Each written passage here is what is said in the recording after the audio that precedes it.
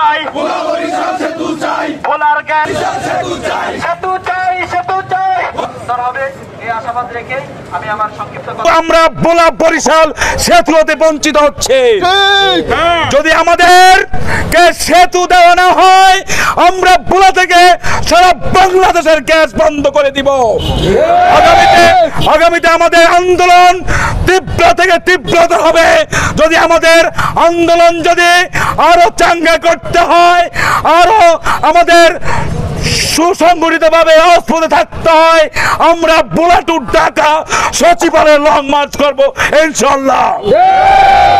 আমরা ভোলা চরপেশনবাসী সর্বদলীয় জোট এক হয়ে কাজ করবো ইনশাল্লাহ।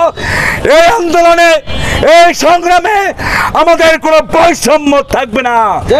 আমাদের দাবি আদায়ের জন্য আমরা রাজপথে সব সময় থাকবো।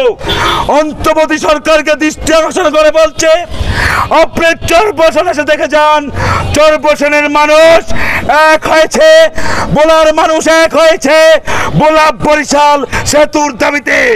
বান্ডেল থাকলে প্রতি সেনমানিতে টাকা বাঁচবে। বিকাশ সেনমানি বান্ডেল কিনে জিতুন প্রতি লেনদেনে।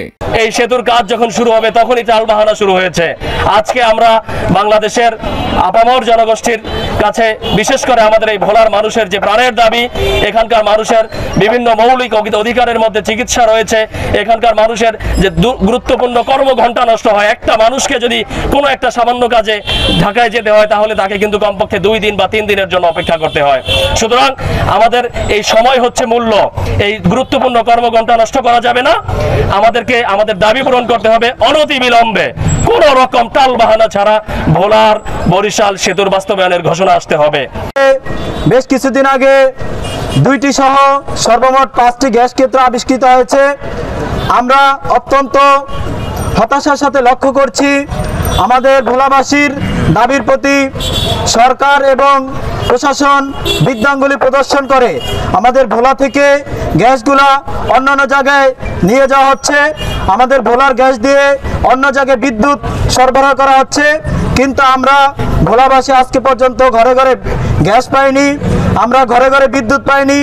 আমাদের এই ভোলাতে দীর্ঘদিন যাবৎ অনবরত লোডশেডিং। আমাদের প্রত্যেকটি ঘরেই, বিশেষ করে আমাদের গ্রাম অঞ্চলগুলোতে সন্ধ্যার পরে অন্ধকারে আচ্ছন্ন হয়ে যায়।